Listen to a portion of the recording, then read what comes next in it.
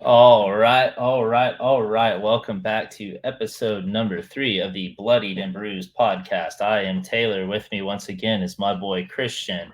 Today we're going to break down the main card of UFC 301 and then kind of play a little game since Christian has referred to me as a steel trap. So Christian, how was your week? Did you catch any of the fights last weekend? There were some sleepers. Shout out to Alex Perez for pulling off the upset. Yeah, actually, that is the first fights I did not get to see a single fight on in years. I was working nights, so I couldn't catch it. Okay. Okay. Um, yeah, I got to watch some of them. We went to dinner, my wife and I with some friends, and so I caught a couple early ones and then caught the last three. Got to watch Ryan Spann pull the typical bonehead stunt that he always does. But do you have any big plans for watching this weekend? Go to my brother's, watch on that big screen, hang out in the fighting room, just have some fun. Yeah. This weekend, got a place. Me and my cousin Jordan are gonna go. Probably some other people join us. Gonna go do all you can eat crawfish, and then I don't know what our plan's gonna be because shout out to my coworker Caesar. He just informed me today that there's a big boxing thing with Canelo and some other guy. So we're gonna have to figure out what to do uh, as far as finding a place to watch those. But that's not what we're here for. Boxing is great and all, but that shows how little I pay attention to it. And yeah, even though UFC 301 is kind of being, for lack of a better term, written off by a lot of people, and I think it's partly due to 300 being such a big deal. Um, and I think it's great. There's a lot of sleepers on the card. I think that there's some interesting matchups, and I think there's some big favorites on here that maybe they pull it off, but I think the line is a little too wide. Um, but yeah, with that we can kick it off. We'll start off with the main event in Alexandre Pantoja and Steve Irseg. Let's see here. The last 5 fights for each man, respectively. Alexander Pantoja is 5-0 in his last five. Steve Airseg is 5-0 in his last five. Alexander Pantoja is a minus 250 favorite, and Airseg is plus 200. Underdog, 34 years old for Pantoja, 28 years old for Airseg. 5'5" for Pantoja, 5'8" for Airseg, and the reaches are almost identical, with Steve Airseg having a half-inch reach advantage. So why don't you kick us off, man? What are your thoughts on this one? Oh man, this is gonna be I was surprised that Ursay got the nod to get this fight. Coming off that match, I mean the match Snell knockout. It was it was clean, but especially for flyweights. But this is gonna be a giant step up in competition. Pantoja has proved he's one of the best. You know, he stays at the level of competition that he's fought second to none in that division. I mean, he's got uh, the Figgy fights, the Moreno fights. I mean, he's battle tested. And Ursay, what is this? His fourth or fifth fight in the UFC? This is number four. That's what I thought. Yeah, this is a big step up. But I mean, we've seen him do it before. His debut was against a ranked guy and got the victory. His boxing is crisp. It's some of the best in the it is some of the best in the flyweight. He packs serious power. But Pantoja, he's Iron Man with that chin. Like he takes shots and like he's not getting wobbled by Figgy's clean. When Figgy catches him clean, he stays straight up. I think man, this is a hard one for me to pick. Something tells me I want to lean towards Steve Erceg just because I I think he's a fun fighter to watch, but man, Pantoja is just he's a champion for a reason. What do you think? Yeah, I tend to agree with all of the points you made. So this was one, I'll be honest, I didn't run a lot of tape on it. I When it first got announced, I was pretty confident. I was like, oh yeah, this is the guy who just knocked out Matt Schnell, which no disrespect to the guy, but he's been getting knocked out by everybody. Anybody who's anybody at 125 there at the top is gonna knock out Matt Schnell. Unfortunately, to the chin is just it's not there anymore, and it's unfortunate. I was rewatching the Airsig fight with him, and Schnell is such a great striker, man. He's so good. It's just the durability's not there. But anyway, um, I started watching that one and looking into some of the stuff with Airseg after I heard some different people posting on Twitter and talking on some different podcasts about some guys picking him, and I was like, man, why? Pantoja seems like such a straightaway, just a no-brainer to me. So I started watching some of the tape, and I can see why people are going with Steve Irsig. I think he's got, he did an interview. They asked him if you got anything to lose or you have nothing to lose. He said, "Oh no, there's a lot of weight on my shoulders." Which, hey, props to him for taking this fight as seriously as he is. But he is a guy that's coming off of three victories in the UFC. This will be his fourth fight, and I don't want to say he doesn't have anything to lose, but worst case scenario, he's what, 28. So he's not young, but he's not old. But he's been given this opportunity, and I think, kind of touching on what you said, he's been given it because Muhammad Makayev put everybody to sleep against Alex Perez. They want it. They want exciting fights, regardless of what the rankings say, and that's unfortunate sometimes. But I get why they did it. Um, After watching the tape, though, he does have really good boxing, like you said. What does interest me a lot is when he gets taken down, he's really good at getting back up or changing position. He's very, very slick on the ground. I believe he's a black belt, and I think actually his foundation is jujitsu, if I'm not mistaken. So what that makes me wonder is what happens when Pantoja gets him down. Granted, the guys he's fought are not Alexandre Pantoja, Mm-hmm. but it makes me wonder what happens when Pantoja gets him down, and that's assuming if and how often he can get him down. And then on the feet, a big thing he likes to throw is a straight right and a left hook. Pantoja, like you said, is there to be hit. He did actually, the most danger he's ever been in was against Figueiredo, and I'm trying to remember what round it was, but he did get dropped by Figueiredo actually. Right. I would maybe second round, regardless. I definitely think the danger factor is there. I don't think the danger factor is there for a knockout. I think the danger factor is there to be a moment winner, and land the cleaner shots. But at the same time, I don't know what happens when he's put into pure chaos that Pantoja has been known to bring. Pantoja can fight in the chaos. He did it with Brandon Royval the first time, did a little bit the second time, obviously negated that the second time with the takedowns and the wrestling. But I saw the Costa fight for Steve Ayers. Like there was a couple times where the exchanges got a little bit wild. Same thing with David Dvorak, and And same thing with Matt Schnell. Mhm. Yeah. When the That, Go ahead.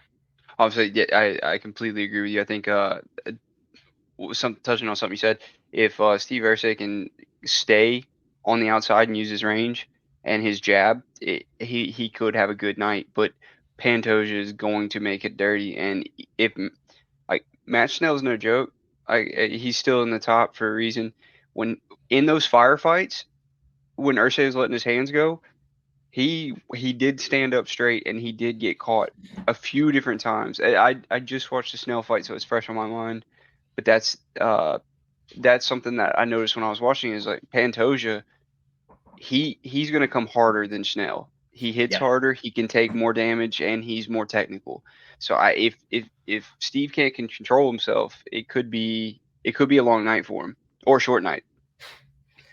Yeah, I think I really did hedge on my initial pick when I started hearing the rumblings, if you will, and watched the tape, and I kind of understood, like I said, why people were going that route. But I think after watching tape, hedging less, I'm going right back to Pantoja, and I know that on the screen that's my tapology. I initially had him by submission, but I think this one's, regardless of who wins, I think this one actually does go the distance. I really don't think that Pantoja is going to be able to get Airseg down enough and be able to get a position to where he's going to be able to sink in a submission. I think he can get top control.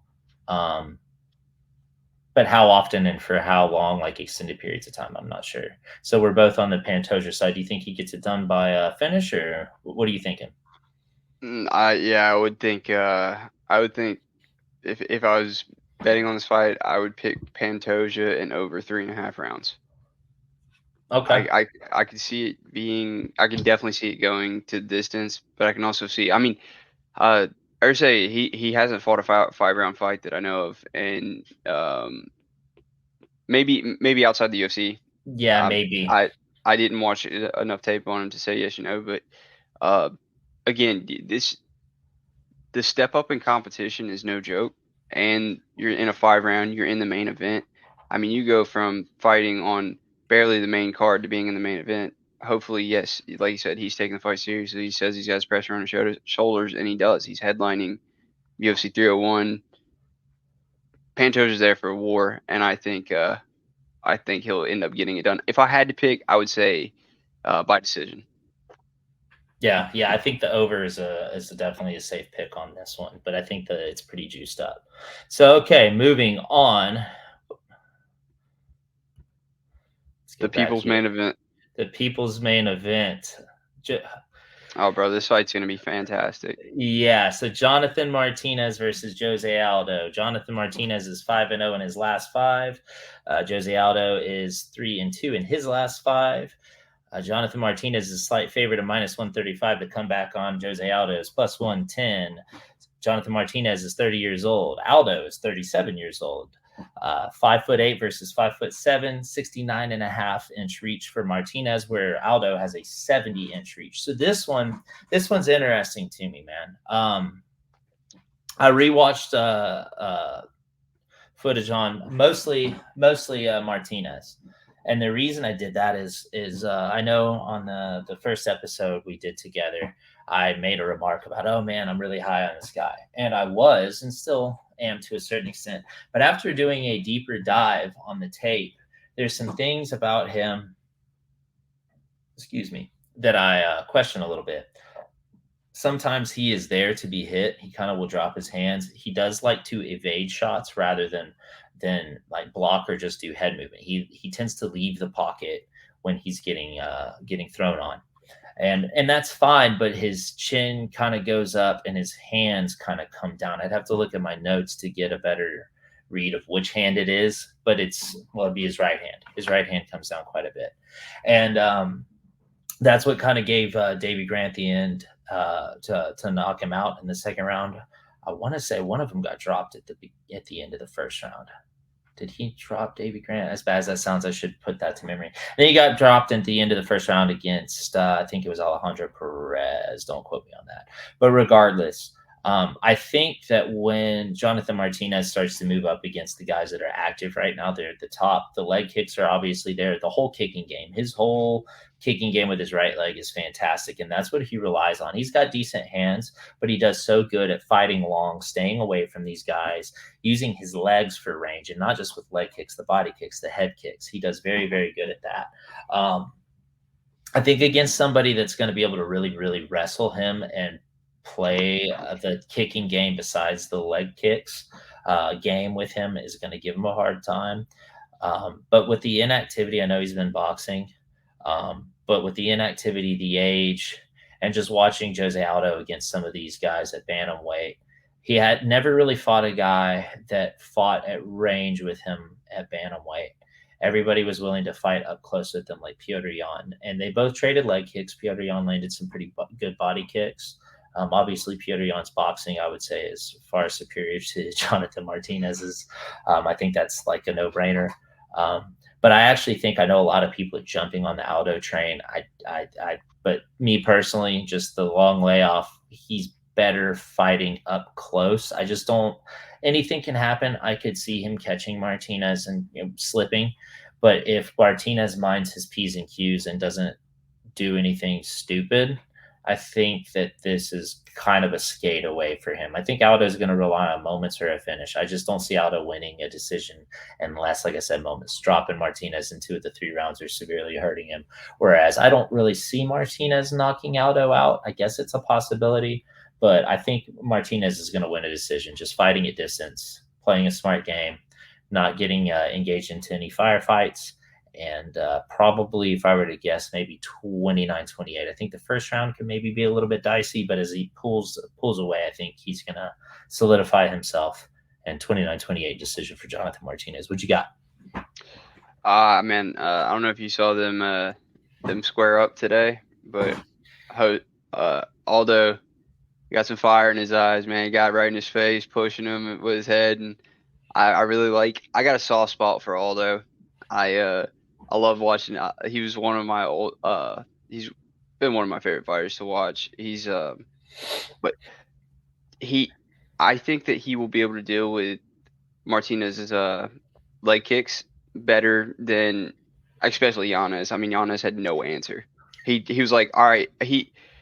I don't think I seen some comments online, and man, Giannis, he was standing orthodox and he refused to switch to southpaw. He switched southpaw for half a second and then put his left leg right back out in front of him.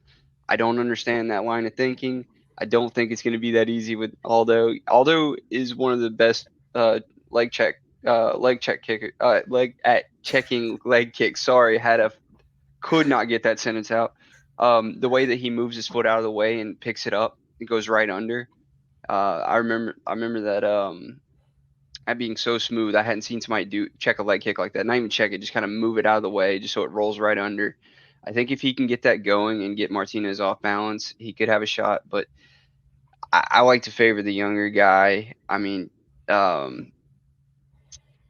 hey, like you said, Aldo's been on for 2 years. I'm a person who believes in ring rust. It's I do see this fight being a little bit more of a banger than people think. I think Aldo will come out and try to get into his face. Um, Martinez does well with, like you said, he's got one of the most elite leg kicks. He's one of two people to get more than to have multiple leg kick stoppages. And if he can get that going and slow Jose down, then, and I think in general Martinez has a better shot at winning. But I want to see Jose win. Just that fan in me, just like go out on a great not even go out, but getting a great victory at this age just really solidifies his legacy and stuff. It's going to be a good fight.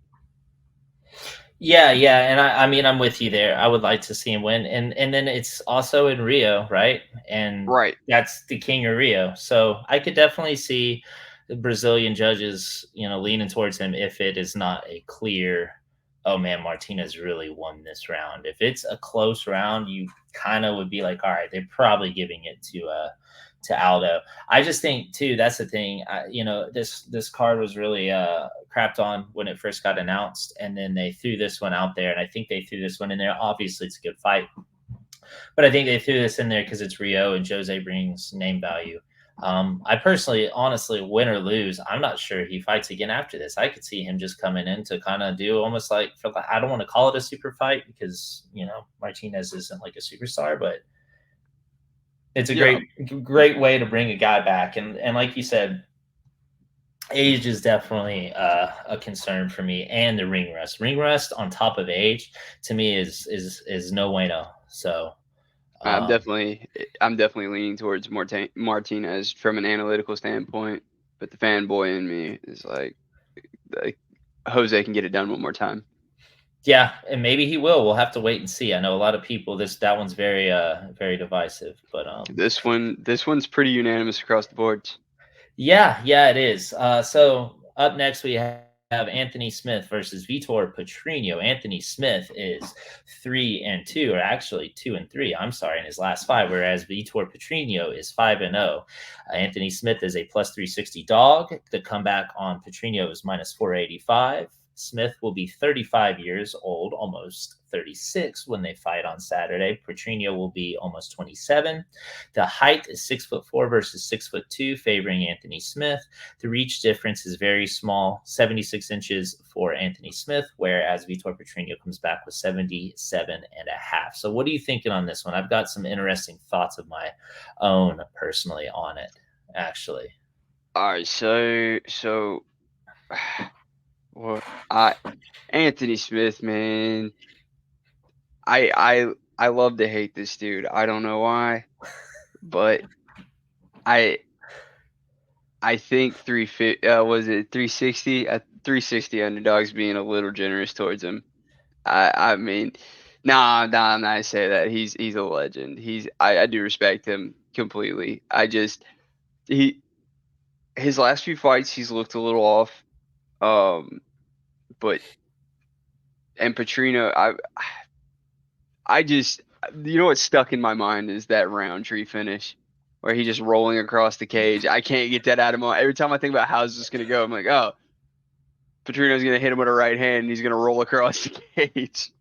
But no, I mean, I this one for some reason I have this weird feeling that Anthony every time I'm like, yeah, I think Smith can get this done. He just gets he's gotten beat in the last few, and the ones that I think nah he's gonna get pooped on, he ends up winning. So I'm really torn. Anthony Smith is like my kryptonite. I can never judge this guy. So for some reason I think now because I think he's gonna lose so bad, he's gonna end up knocking him out or something or submitting him. The Anthony Smith confuses me so much. Yeah, so this one, man, Vitor Petrino, I knew who he was. You know, sometimes I'm really good at remembering vivid things about these guys, and then like I guess you could say prospects, like Jonathan Martinez. There's things that I didn't like about him after watching tape as opposed to like watching the fights as they're happening, right? So the same could be said for Vitor Petrino when I first started running the tape for this one. At first, I was like, man, there's things about him. He seemed to be slowing down a little bit on his contender series fight against Hidalgo Balado. Is it Balado? I'm going to say that last name horrendously wrong. Let's see here. I don't want to butcher it completely. Let's see. Any day now. Yeah, okay, I said it right. Hidalgo Balado. That one, he actually got dropped by a straight hand in the first round of that one, and that semi concerned me. The scrambling on the ground was good, and then obviously he catches him, folds him, and there's not even a need for a follow up. He just lunges in, gets a disgusting one just to seal the deal, you know. And you're like, okay, well, this dude's got a lot of crack to his shots. I mean, the dude's got power. And then I watched him in the Pleasure Man fight, Anton Turkalj. Yes. And that one completely changed that guy's life. That dude took some damage, right? Yes. And that's not to say that Petrino didn't take some damage of his own, but that was a great fight. It was fantastic. I forgot how great it was. I watched that fight this afternoon when I was preparing for this, and I forgot how fun that fight was. Yeah, it was fantastic. And then what I guess I noticed, and this is kind of where my thought process with this whole thing kind of changed. So when this fight first got announced, I thought, oh yeah, Petrino gonna starch this guy. I know Anthony's he's tough. I know he's been finished, I think 15 times, but he's also fought 52 times, I think. He's got more losses than dude's got fights. Yeah, so I mean, it's not like he can't be finished, but he is pretty tough to finish, right? So sure. I thought, this dude can do it. You know, Smith's aging. But then as you watch these fights, like the Marcin Prognow fight and the Modestas Bukauskas fight, the first round of that one and a lot of the Prognow fight, there was a lot of wrestling in that. And he seems in the Tyson Pedro fight as well. I watched that with a buddy of mine when I was working in Indianapolis, and I was expecting him to knock out Tyson Pedro, and he wrestled a lot. And what I noticed is because he's so inexperienced, he's 13-0, right? 11-0. 11-0. With guys that don't have that much experience, it's like when they're really good, you can definitely see like a level up every fight that goes. And you definitely see it with this guy, and his wrestling is getting better. His cardio is looking good. Obviously the power is there. His counter left is absolutely disgusting. The Modestas knockout was absolutely gorgeous. He was constantly feinting to his left, kind of giving him this look, and it was more than just giving a look. It was giving a setup. He was making him think, okay, you're just kind of messing with me. And then on that right lean, he used it as a power up to throw the left hook on the counter and absolutely shut the lights out. It was a beautiful setup. It happened so fast and it was so subtle, but it was absolutely gorgeous. I swear. Safari. But so anyway, I got way off track there. I'm a big fan of the guy. I kind of lost a little bit of my hype for him when I first started running tape and then garnered it again. Anthony Smith, as I said, I'm a fan of the guy, but unfortunately, he's getting older. Anthony has never been the fastest guy. He's just been really durable, and he finds ways to win. And the biggest thing with this one, a lot of people are knockout, knockout, knockout, which is definitely on the table. But Anthony still has a little crack in his hands. Vitor has been hit. He sometimes, those punches do get his attention. And I just wonder, I think the first round is going to be interesting to see what happens. Obviously, I think Vitor is going to land the bigger shots, the more impactful shots. But if he gets hit at all, and I think this goes both ways, Anthony doesn't like getting hit. It's almost like he would rather just kind of flop to his back and let you get on top of him and lose that way. They get knocked out, which, hey, I guess, I'd probably do the same. But with Petrino falling in love with his wrestling the way that he has, I think that there's a pretty good chance that this actually goes over. And I actually am going to take Petrino via decision. If he knocks Smith out, it's not going to shock me in the least. If he subs him, that wouldn't shock me too much, but I don't see it personally. But I think a decision is definitely there. Smith doesn't mind getting put on his back, and then once he's there, the dude just kind of hangs out. If I remember right, Alexander Rakic had 13 minutes of control time, and I think he landed 0 takedowns. That's what's crazy. And not even any real. I did not know that was a real stat. Yeah, I'm next to positive. You can fact check me on that, but yes. That's crazy. Yeah, it's pretty bad. So as much as I like Anthony Smith, I know there's some things that he says that people, the whole, well, on paper, I get why he frustrates some people, but I do think he seems like a really nice guy. He is in a lot of great and entertaining fights. More power to him for not taking the easy way out, for lack of a better term, with John Jones and getting a belt via legal knee. Yeah, that aged poorly with the Sterling one, though. Yeah, it did. I mean, okay, so I gotta ask you, where do you fall on that? I get the argument that was, I don't know, man. I don't know if it was, I know he's losing that fight already, but you need me on the face of the ground. I'm gonna be like, oh no, okay, go on. Well, that's like Diego Sanchez versus Miguel Pereira when he got the illegal knee. I remember the ref checking, hey, you good, and this dude's like, well, hey, if I say I'm not, do I win? And the ref, yeah, okay, you can't ask that though. You gotta play it more subtle than that. But that was so gold. Do I win? Yeah, all right, yeah, I can't fight anymore. I'm done. Hey, bro, take your win money. I'm not gonna hate on somebody for doubling their money.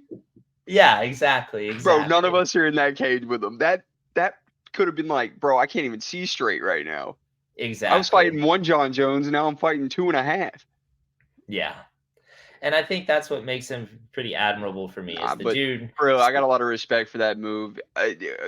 That's the man's way. He's a true man. He's like, if I'm not going to take the victory like that. I completely get it. I have respect for his career. He's obviously one of the most seasoned veterans we have left in the UFC. He's part of the old guard, but that old guard is getting pretty old. Yeah, I think he doesn't have too many left in the tank. It's unfortunate, but I would rather see him lose a couple more, lose one more. Actually, I'd rather see him go out on a win, but I would rather see him call it quits soon before he takes a lot of unnecessary damage, because he's already taken a lot. He's tough, but that, like the Glover fight, Glover hitting him, holding it. Yeah, handing the ref your teeth. Again, he's got some of the most manly moments ever in the UFC.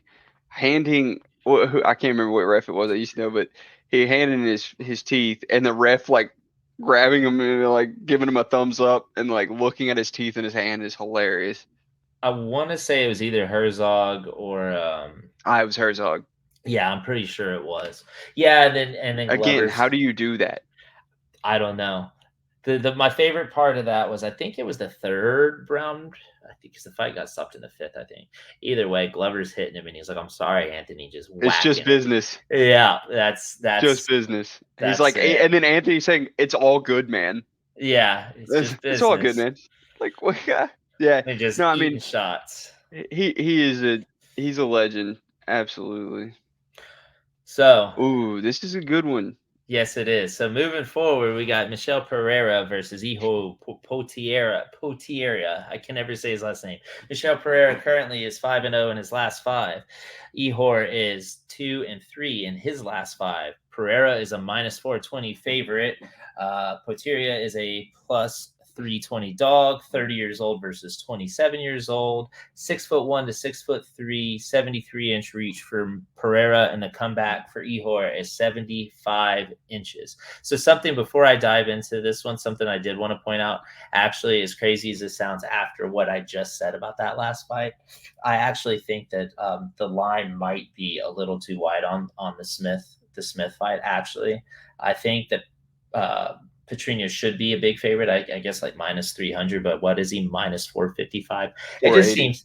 Oh yeah, okay. So even proving my point even more so. I think that he probably wins. I don't think Smith wins, but Smith has done things and pulled off upsets. I mean, obviously Gustafsson turned out to be washed, but look at that fight. He looked great. Gustafsson started taking over. He got the submission and had a broken hand doing so. Who was it? Jimmy Crute was a favorite, not a massive favorite. Sometimes Smith performs when you don't expect him to, but then, it's one of those things. I just think when you look at level of competition, Petrino is handling the guys they've handed him accordingly. I think basically this fight is going to show us a lot of where he currently sits. It's going to show us, is he really, really that legit? Or is, okay, let's not jump him super, super far forward. Let's hold him back a minute. But anyway, that's something I meant to add. So going into this one, um, I think the odds on this one are relatively justified. Um, I was watching the Ehor tape back, and that dude is super fast. Actually, Yeah. he's super fast, and I do think it's interesting that he is actually a former light heavyweight as compared to Pereira being a former welterweight. I mean, obviously a very oversized welterweight, but Ehor, man, he's there to get hit sometimes. I think the ground game is definitely not his greatest place. I think that that's going to be a huge difference in this fight. That if Pereira gets on top of him at any point, I think that that's just going to be a very one-way traffic. Um, Quateria likes to throw a lot of straight shots, whereas Pereira throws some really just wild, unorthodox stuff. And that's the kind of stuff where I think it could get interesting. I think the Pereira is going to get hit a lot. I think the early going, the first round is going to be interesting. I really do think it's going to be interesting. I know there's a lot of guys thinking Pereira is just going to go in there and do work the first round. Maybe, but I actually think it's going to end up being probably later in the fight, the second round, maybe even the third round. Here at 85, well, actually, let me rephrase that. He hasn't gone late at all here at 85, but he started when he quit doing all the crazy stuff on the way to the cage and doing all the black flips in the cage and all that stuff. His cardio started looking a little bit better, and I think if he gets extended at 85, it's going to look even better because the weight cut is so much smaller. So if this fight does get extended into the second round, I don't have any worries about his cardio. Whereas Ihor, man, that cardio drop off is It's insane. yeah, it's pretty bad. And then when you get grappling or any kind of wrestling into the equation, yeah, dude, he slows down, and he slows down fast. And it should also be noted that his last fight, which was I think his first at 85 in the UFC, he actually missed weight. So we're not, yeah, we could say he was a small 205er, but how big of a 85er is he? Like, how easily is he going to make weight on a Friday? And if so, how easy is it for him to do so? I just think that the Pereira side is more proven at 85 for obvious reasons. He's 2-0 with two finishes in the first round. Um, and I think he's got a more proven track record as a whole. I think the odds may be a little bit too wide, but I don't know. I say that, and then as I'm talking about this out loud, I'm like, yeah, nah, that's probably pretty justified. So, what are you thinking on this one? I think Michel Pereira is uh, in this fight. I mean, watching back a little bit of the tape that I did get to watch on this fight. I had a lower thought of Eeyore than man. Really, the only thing that stuck out in my mind about this dude is his celebration. That that thing. I mean, he is fast. He's way faster than I thought he was. He does have a good setup on his straight 1-2. Um, but Pereira is just he's so explosive. I just can't see where I can just see I not I can't see I can see Eeyore getting overwhelmed and Pereira's a finisher and Eeyore has can can and will be finished, I think.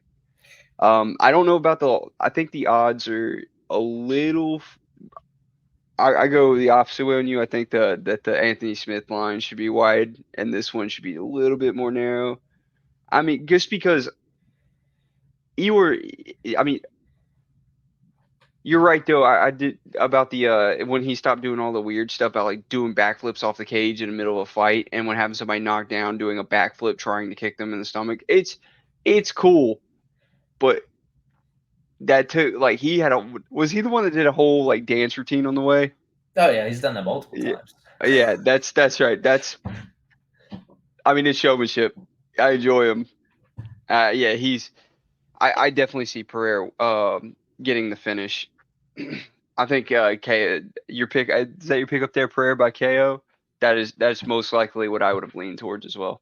Yeah, I'm gonna end up putting second round in there. I think it does happen. I think the first round, and that's the other thing too. When I watched the Shogun fight back, um, actually Shogun landed some shots on Ihor too. It wasn't one way traffic by any means. Once the first knockdown happened, obviously that was it. You know, Shogun was 41 or 42 at the time. But yeah, not to say that this dude wasn't untouchable. I mean, granted, oh well, he fought at 205. Pereira, which is crazy because Pereira seems to be hitting harder at 85 than he did at 70, and maybe it's just because of a lessened weight cut. I don't know. He Um, wasn't going through the weight cut and he wasn't going uh, through the dance routine. yeah, I mean, and that could be it. I mean, he had slowed down on the dance routine. I think probably around the Andre Fialho fight, or actually maybe Nico That Price. was a re- I that was a great fight. And I that's one too where he got touched up a lot in the first round, and then once the absolutely. chaos opened up, the dude he thrives in chaos, and he throws some just unorthodox wild stuff, and it just throws guys I off. I really wish we would have been able to see the Michelle Pereira and Wonderboy Thompson fight. That would have Oh been yeah. that would have been fantastic. I, I I I think that fight would have been a banger. Just you can just see Pereira trying that explosive style and getting just. I thought my thoughts on that fight was Pereira had the puncher's chance of getting him knocked out, but Wonder Boy just seems like a kryptonite to him because he's not gonna go for all that wild stuff. He's gonna stay technical. He's gonna stay with the side kick. He's gonna keep his distance. I mean, we're talking about a hypothetical fight, but that would have been a crazy fight. yeah, I kind of forgot about that one, and that one got canceled because of the He miss. missed weight by like four Yeah, pounds. yeah. So yeah, I forgot about that because then they didn't want to do the show money and all that. Yeah, I yeah, I forgot about that. Bro, I made Um, weight. You better pay me. Anyway, Yeah, understandable. Okay, oh, so this moving one. on. Yeah, so we got Paul All right, Craig versus Caio Bahayo. The Paul Craig is 2-3 in his last five. Caio Bahayo is 5-0 in his last five, plus 340 for Paul Craig, minus 450 for Caio Bahayo. 36 years old as compared to 31.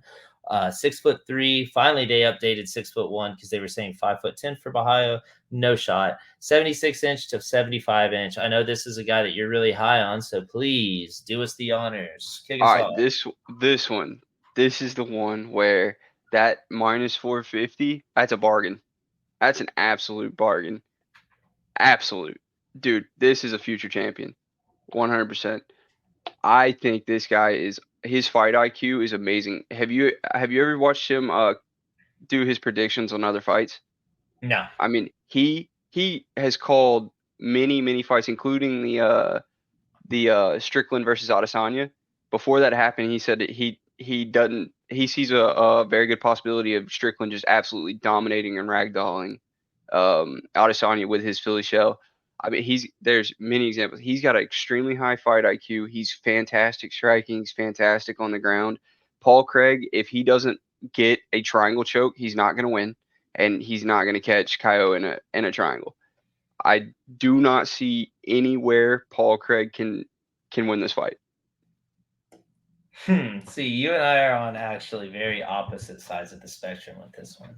I I do love think I do think Kyle wins, but I think that the odds are actually I think this one is nowhere near a lock at minus 450. And the reason I say that is Kyle Bahio, I think his advantage here is that Paul Craig is aging and he's losing and he's getting chinny. I think that he can definitely win by knockout. I think that might be most likely outcome. I know that it seems like the over under set at 1.5 rounds. I would definitely lean the over. I think the first round, you watch that Paul Craig versus Volkan Oezdemir fight. Which golly, do I wish I had never seen that fight. But yeah, it was pretty. That one always kills me because he acts all hard, walks across the cage and stares him down, and then just like, I mean, it's easy for me to say because I'm not in there fighting like these guys are, but it's kind of comical when the entire time you're just trying to pull guard and do pretty much nothing but pull guard.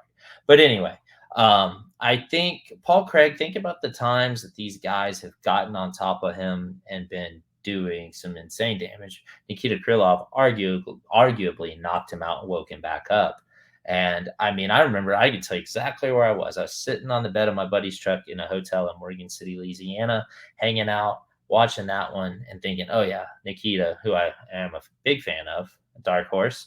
I'm thinking, oh, yeah, he's got it. He's got it. And then boom, triangle. There it is. triangle. And then Magomed Ankalaev within like 3 seconds of the bell after Yeah, dominating. It makes you think that this dude's triangle, because people tap so fast, has got to be insanely it's tight. it's elite. It's elite. 100%. Paul Craig's triangle and his rubber guard off his back, elite. He's I won't take that away from him, but you're talking about two Brazilian Jiu-Jitsu black belts, and Caio is, I mean, I know I like to be exaggeratory on the fighters I like. There's one on each card where I'm like, this guy, but no, I for real, Caio is I've liked him since I've watched his first fight in the UFC. He's called how he's gonna win. He's got an extremely good head for fighting. And plus he's got the new dad buff, so he's gonna come in and he's fighting in Brazil in front of home crowd. Like you said, Paul Craig's chinny. He got knocked out by a back fist while holding. Who knocked him out with the? Escaping me. He's holding his leg and he got knocked out by the back fist. Oh, Johnny Walker. Johnny Walker, thank you. And Johnny Walker hits hard, of course, and that was at light heavyweight. But I just see Kyle coming out, and I don't think it'll be first round, but I see him getting the finish. He's we're going to be talking about this next week. I mean, actually, I told you, I'm high on him. But I'm all like Paul Craig. He always has that chance of going to his back and throwing up in a submission out of nowhere, and me just being sitting here next week like, well, you look, he was winning until he lost. Yeah, and I think if Paul Craig wins, it is going to be a scenario of he was winning until he wasn't, or vice versa, he was losing until he wasn't. Mm-hmm. I just think, I mean, yeah, for me personally, I know you're really high on the guy, and I was, and this is another one that, like Vitor, I was high on, started running the tape on it, and then my hype, I guess you could say, kind of died down. But whereas Petrino, it climbed back up significantly. Bahio, it kind of climbed back up as the tape and as the fights went by. But there's still a lot of things about him that I'm not sure, man. I mean, there's not really any great wrestlers. Well, we got Bo Nickel there, Hamzat there. They both still have question marks, asterisks next to their names. But like Mahmoud Muradov grounded this guy on a number of occasions and was able to be on top of him. And that makes you wonder, like, what happens if Paul Craig somehow gets him down? I mean, there's too many variables. I actually think, like, if he was to fight like a guy, we'll see what happens Saturday. But as of right now, if Saturday he was fighting Brendan Allen as opposed to Paul Craig, Brendan Allen all day for me. That's just me. I mean, so with that big of step up in competition, that would definitely be a thinker. But I mean, for him stepping up to Paul Craig, I'm more than confident in Kyle. I think if they decide to slow roll him, that'd probably be the best for him and for the division. But I do think he has but The most surprising thing that I see on here is I didn't realize he was 31. I thought he was much younger. Yeah. Um, I did not realize he was 31. In my head he was like 26, 27. Um, I don't know why I thought that, but if you'd asked me his age before this, I'd been like mid 20s, late 20s at the latest. But no, he's in his prime. I don't know. I think this fight, if he gets a statement win, he could jump up in competition. Yeah, I think either way, either regardless of how he wins, assuming he does, I mean, he has to get somebody top 15. Like it's kind of Yeah. crazy that he hasn't already. When like somebody like I said with Bo Nickel as comparison to like Joe Pyfer. How is Joe Pyfer jumping up to Jack Hermanson and these boys who have been well, at least Kaya have more tenure in the company, and Hmm. Joe Pyfer is getting ready to getting to fight top 8 ranked guys, and this dude's still fighting outside the rankings. Right. He definitely needs a jump up. Who that jump up will be or should be, we'll have to see how he performs. I've got some ideas kind of in the back of my head, but we'll see what happens on Saturday. Okay. Um, but yeah, We'll talk about if he wins. yeah, we'll see. And I think he does. I really do think he does. I think he probably is going to knock him out late second, early third round. I can Late second, see. early third. I don't know if he goes. I really feel second round in this one. I don't know if Paul Craig can survive all the way to third one. I mean, he's getting more and more chinny every time, and Kyle striking is watch that left hand. Yeah, he's slick, man. There's that same thing. He kind of has tall man defense, does a lot of evading because of that wide karate stance. There's things about it that I like, things I don't, but we'll see what happens. So moving forward, I know that's our breakdown for the main card, and I know we talked. We just kind of go through if there's any quick picks. So you got a quick pick for Yo Anderson, Brito, and Jack Shore? Uh, yeah, I think I'm leaning Jack Shore on this one. Really? Okay, I'm taking Brito. What about Carolina Kowalkiewicz versus Yasmin Lucindo? Ooh, who you got? Lucindo. I don't know enough about these to make a pick. I'm gonna lean on yours on that one. Okay. You got one for Brenner versus Oral By. What for who? Oh, Brenner. Yeah, Elvis Brenner. Okay. Hey, that dude made a fan out of me in the Kutalave fight. That was an awesome fight. Yeah, that was a comeback. That one definitely caught Yeah, my attention. But that Oral By guy, man, he looks like the what do they call it? Cro-Magnon man. the missing link almost, man. Yeah, exactly. I'm on him for that one. You got to lean on any of these others. Uh, Jakar Close sticks out to me. I like Close. I like his hands. He's really disciplined. Good boxer. I see him beating Silva, and Yeah, I likewise. like. I also like Jamie Malarkey. I know a lot of people hate on him. I like Jamie Really. Malarkey. I I think don't know. that he's taken so much damage, and that roofie hits pretty hard from the little bit Yeah, that I've seen. this I'm leaning roofie in that one I personally. I can definitely see that. I like Jamie Malarkey. But Rufy, this is the one. This is one of the prelims that I think is going to be an absolute banger, though. It will, I think so, and I like William Gomez there. Vince Pichel hasn't fought since golly, I believe the last fight was Mark Madsen, and it would have been on Korean Zombie and Volkanovski. I believe that was that one, and I want to say he beat Mark Madsen. I'd have to click and look. But being 41 years old, Bonfim, I kind of favor him there. The Yeah, Barbosa versus Karakaite. I can't remember how to say the last name. Correct. Yeah, I'm not going to try a second time. That one I actually didn't look into at all. I feel bad. Just got really busy. And then Alessandro Costa, which is funny because the guy fighting in the main event just fought him fight prior. Um, and Alejandro Costa versus Alessandro Costa, Kevin Boras. I like Costa there. yeah, I So like Costa anyway, there. And Bonfim is I think Bonfim's a lock as well. yeah, especially in that matchup there. Um, So there are on this card, there are like, let's see, it's three. There's four fights that have a -500 favorite. That's Caio, Pereira, Petrino, and Bonfim. Who do you think will be the massive favorite that shits the bed? I don't think any of them, but If do you, you most likely has the yeah, if you, highest chance? yeah, if you had to pick one out of the -500s,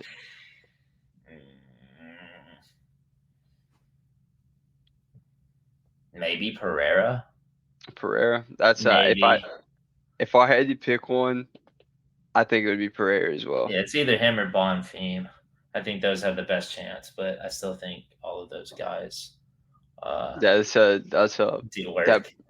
that parlay. If you put it together and all of the favorites cash, if you put 100 down, you get 110 back. So it's plus That's 110. yes, that That's too many guys. That's too many legs to that's too sled many over. favorites. That's a massive favorite pool. So all right, now let's test your steel trap mind. So the way I did this was I picked the way I wanted to do this is I'm going to give you a fight off the early prelim and see if you can. This is going to be a pay-per-view event, okay? Okay. It's a pay-per-view. I'm going to give you an early prelim, see if you can get the UFC the pay-per-view event. If not, I'll give you one off the preliminary card. If you can't get off that, I'll give you one more off the main card and see if you can see what number it is. Okay, so you're Sound starting with good? an early prelim. I'm gonna start with the early prelim. Give you the hardest one of the harder ones first. All right. It Okay. was where did I go? It's oh shoot, hang on, sorry, my phone. I closed out the tab. Dang it. I had it pulled up. Oh, I'm sorry. I thought No, I had you're this good. pulled up. No worries. I'm curious. All right. One of the early prelim fights was Amir Al-Azabi versus Francisco Figueiredo. Oh gosh. What year was it? Uh, it was 2022. It's crazy because I've been high on Amir Albazi. I've actually talked to him on social media a couple times, so that's Oh, that's awesome. that one's gonna make me. Actually, it's a funny story. I was supposed to get the shorts he wore actually in this fight. Um, that's a story for a different day. Oh God, was it? Oh, wait a minute. Wait a minute. Wait a minute. If he fought, what month was it? Uh, September 2022. So would it be if it was 2022? God, or 24? Was it a Dubai, Abu Dhabi card? Was it Islam versus Oliveira? No, no, No, because that would have sir. been that's All right, 2022. Okay, give me a prelim on the card. all right, let me find it. So it was Leonardo Santos versus Jared Gordon Oh, you was picked. on the preliminary card. Yeah, I was trying to stump you. Yeah, you picked some deep cuts. God, Yep. September 22.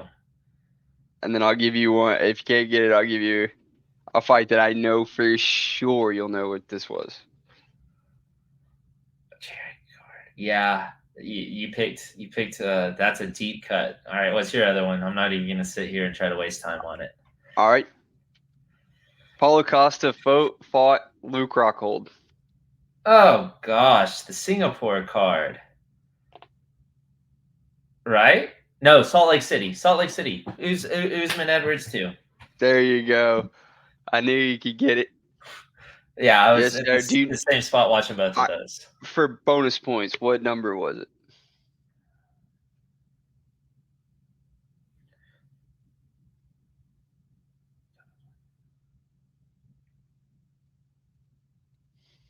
$267? Not 267. It was it's 270, 6. 278. 278. Okay. I got him Yeah, on the first one. you I tried did. to You go got hard. I me. tried to go hard on you on the first one. Okay. Give me, This. give me, give me, give me another one.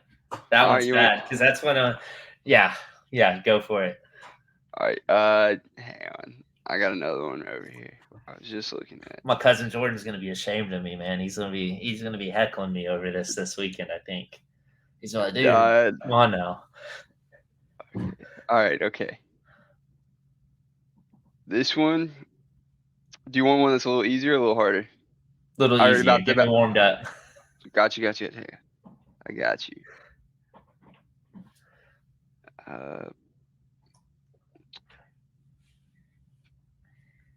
let's see. It will.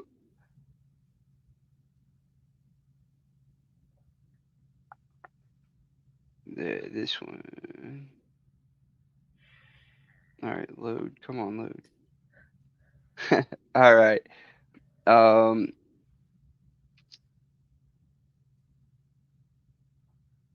All right.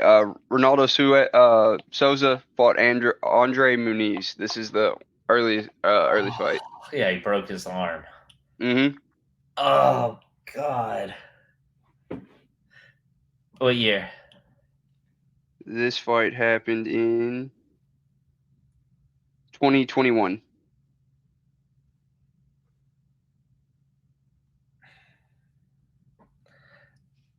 I remember this card too.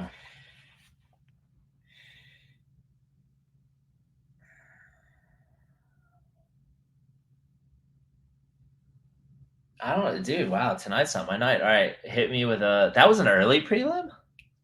This was the third fight of the card. Really? Yep. And then the fight right before it was Jordan Wright versus Jamie Pickett. But I'll give you a little bit of a bigger hint. Uh, Tony Ferguson fought Beneil Dariush. Oh, uh, Oliveira versus Michael Chandler. Oliveira versus Michael Chandler. Absolutely. Nailed it. Now what can you give me the number?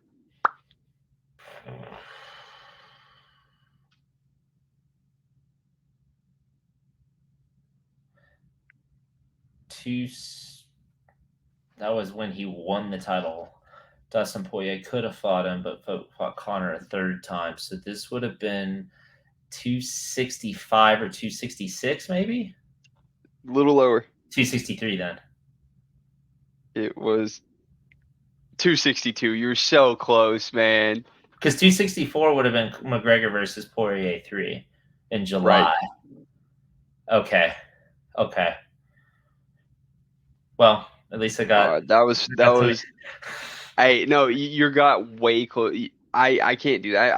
I can remember the fights, but I can't remember what card they're associated with unless it's like the name of the card or like a co-main. So still super impressive, bro. All right, got another one for me. Yes. Give me 1 second. All right. Sorry, I had to send that those numbers. Yeah, you good. Here, do you how f- let's I'm gonna go a little further back on this one. All right. Define further back though. Uh wait, within the last you said you're good for the like through Night. 2020, right? No, like 19. 2019. All right. All right. That's what I thought. So this one's 99% sure this is. Yeah, this is still within that range. All right. Yeah. This is 2019. Edmund Shabazian fought Jack Marshman. This is an early prelim fight. He fought Jack Marshman on this one. He finished Jack Marshman then because he Yeah, went the yep. distance with Darren the Dennis Stewart. Finished him in the first round. So this would have been before he fought Tavares. This would have been the fight before Tavares. This was the fight before Tavares. So that would have been was UFC 244.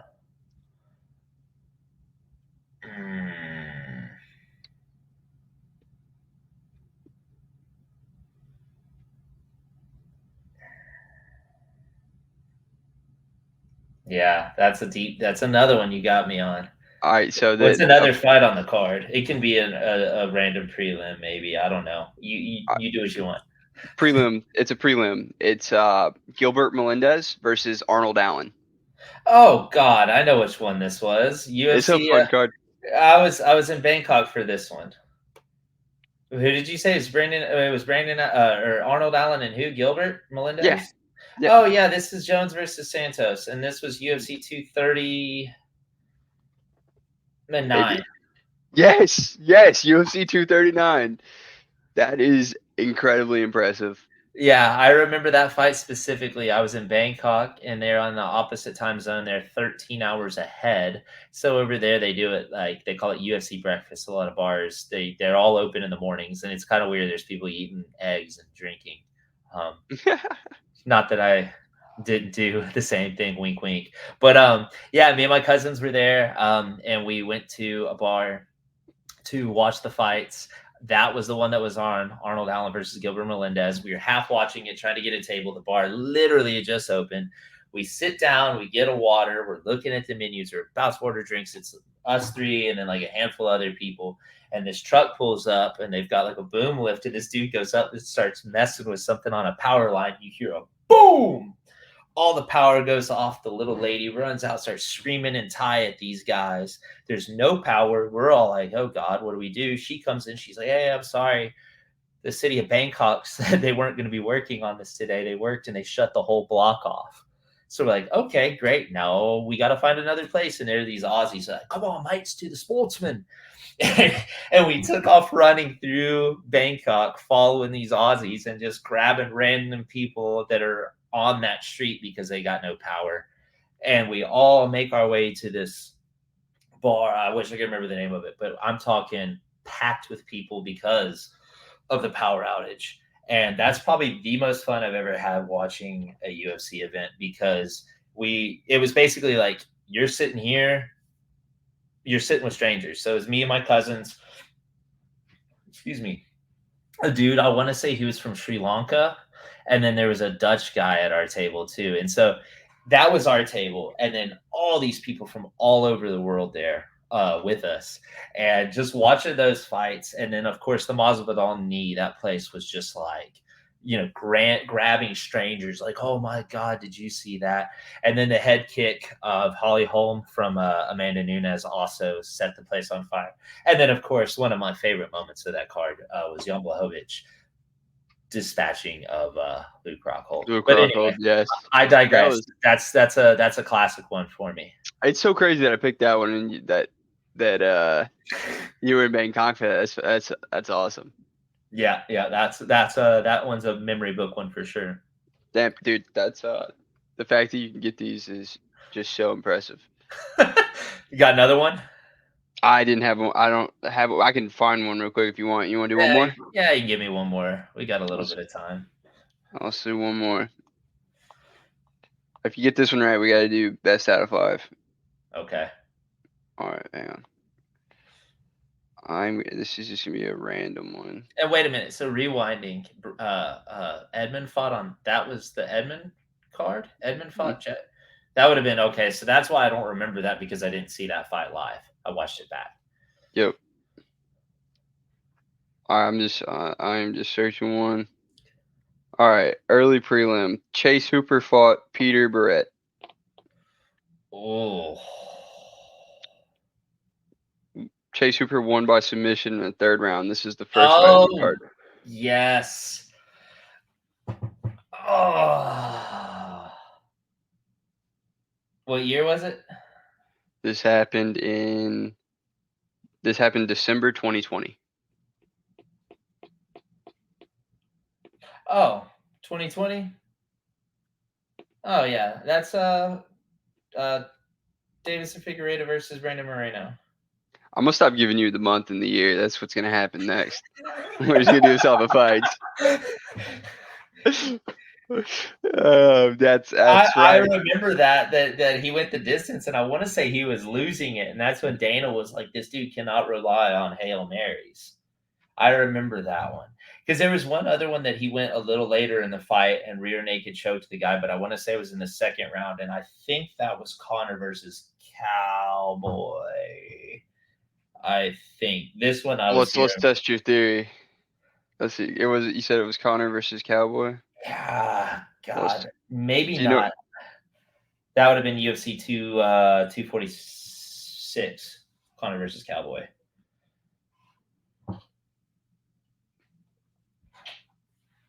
But it may not have Yes, it been that was. one.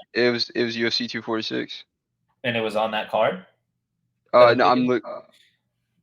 I'm looking through it right now. I don't think, and now I'm thinking about it, I don't think it was. And it wasn't UFC. No, it was not. Yeah, and it wasn't. I'm trying. Yeah, because I remember things by like what was going on that night. So yeah, that definitely wasn't it. All right, All right, hit me with I another one. I got you. I got you on this one. All right. All right. Um.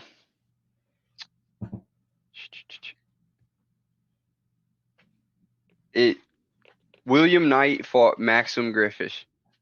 Oh, Grisham. Grisham. Oh God, is it pay per view? This was a pay-per-view. I will not give you the year or the month on Oh, this one. you're gonna be that guy, and this is I'm what. going to be this guy. Okay, this one I'm not gonna know. But what was another early prelim on it? All right, another early prelim is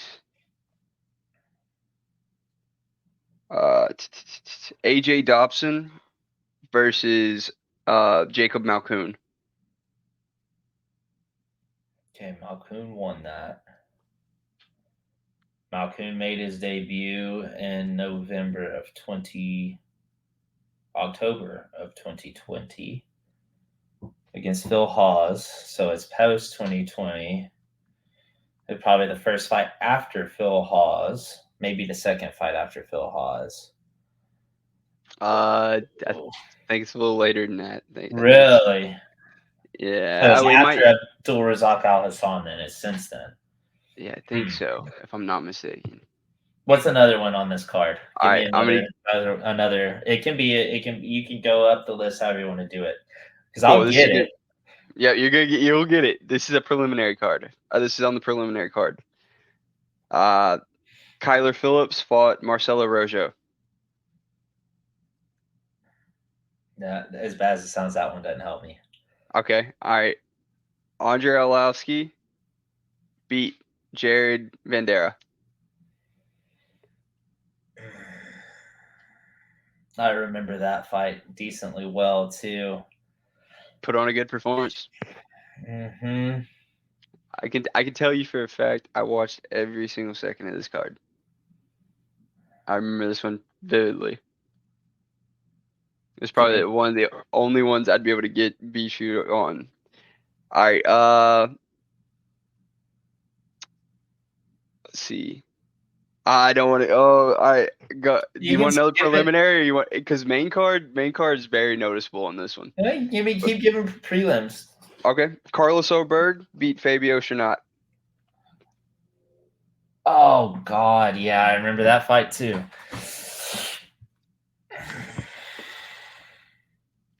I'm glad I stumped you on this one. What are some other prelims? Roxanne Modafari fought Casey O'Neill and retired. Oh God.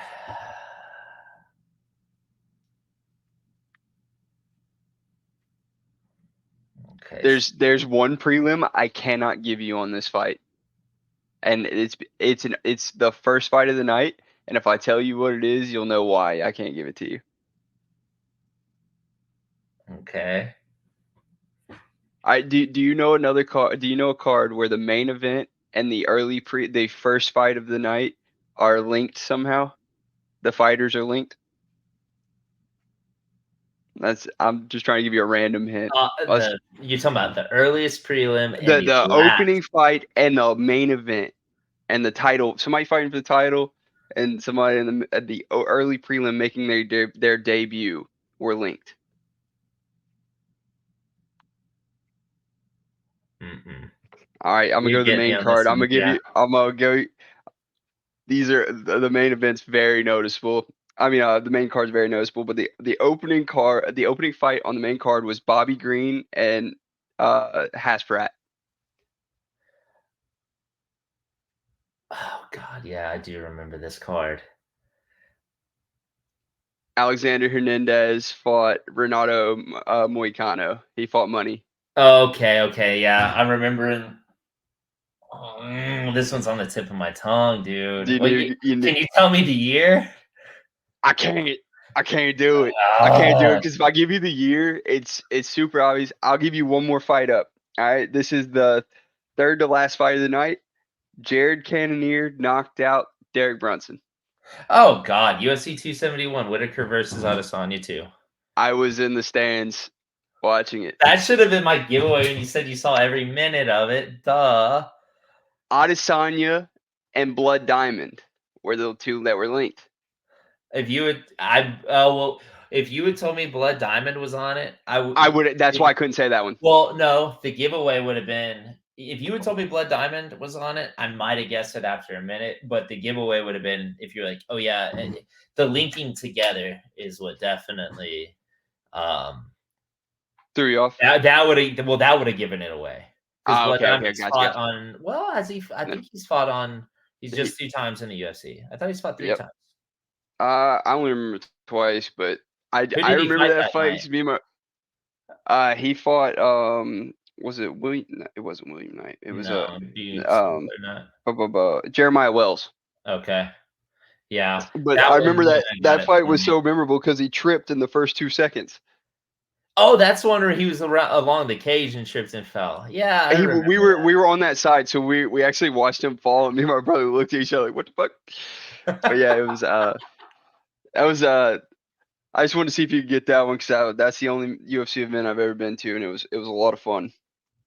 Yeah, when you said like you started naming bigger name guys, and as bad as that sounds, like some of those guys, like it's so like intermittent, if you will, for me. There's random ones that I'll remember from.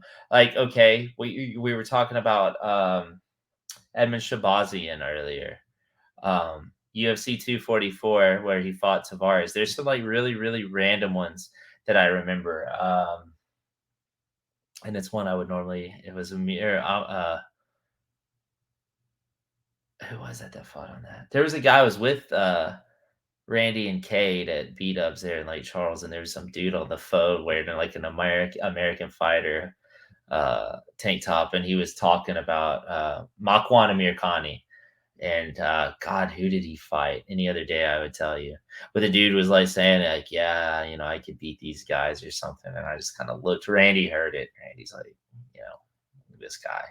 But anyway, well, he definitely stumped me. Those really, for lack of a better term, obscure early prelims Yeah, that would be fun. definitely got me.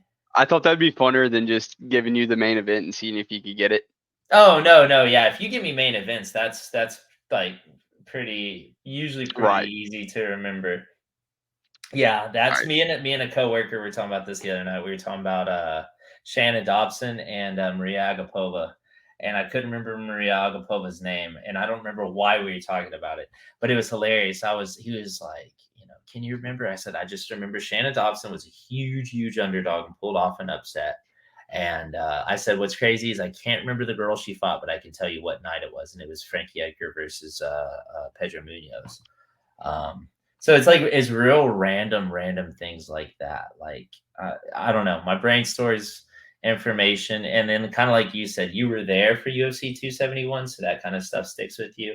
It's kind of the same thing for me. It's like memorable moments, and it can be just like it doesn't even have to be a memorable moment. It could literally be like just this random thing that like happened while I was watching the fights, and that's how I remember it. You know, Right. so and month and year really helps me because I that could see that. Once I told you the year and month, you're like, boom, boom, boom, got it. That's out. You might get you might get the year if you can't get it by the prelims. But yeah. you're too good whenever I give you a time frame. Yeah, for sure.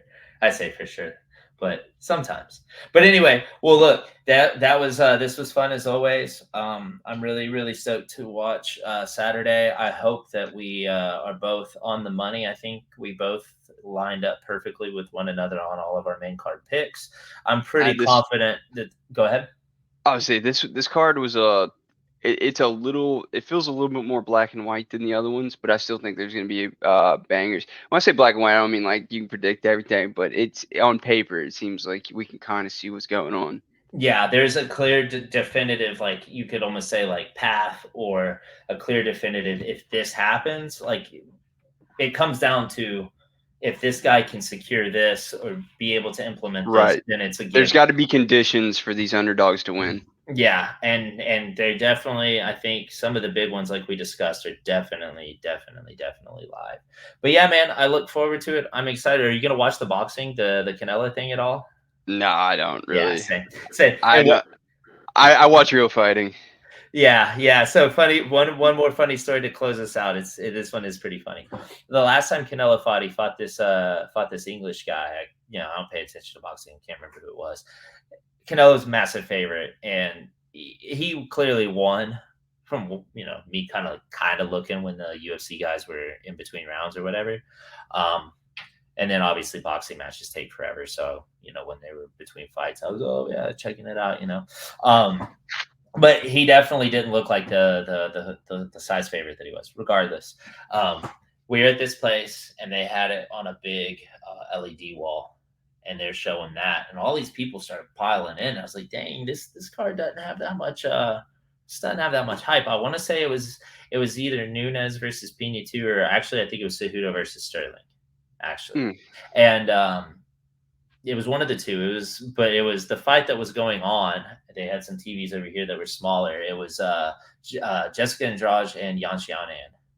And so I'm paying attention to this. I'm like the only person in the bar. My buddy's kind of looking back and forth, but he likes boxing too, so he's watching that. And it was hilarious. He started cracking up because there was a bomb that got landed by I don't was it that fight? Yeah, I think it was. Oh no, it was that fight, because it was the knockout. She knocked Andrade out, and I jumped up and was like, "Oh my god!" And I was standing there like this, and all these people are looking like, "What are you talking about?" There's nothing There's happening, nothing going and, on. and I'm just like, oh my god, dude, look at this, look at this." It's just funny stuff like that happens. So, assuming that this bar has the UFC 301 on, this will probably be a similar situation. That boxing will be going on, and something crazy will happen. Like it'll be main card time, so like Petrino will do something wild, or some dog will pull off an upset, or a favorite to pull a stunt, and I'll be the only guy standing in there, and everybody's going to look at me once again like, well, what is this idiot watching? Anyway, I digress. Thanks again for joining me, dude. Absolutely. Everybody watching, thanks for watching. Check And us out. we're definitely gonna see y'all next week. Yeah, definitely. We're going to do a recap and touch on some fights for next week. Follow us on Spotify. Follow us on YouTube. The links will be put in the description below. Timestamps will be added shortly thereafter. Make sure you leave a comment, like, subscribe, anything to boost up the algorithm for us. Share with your friends. And as I always say, man, keep living. LIVIN. Y'all be blessed. Later, bye.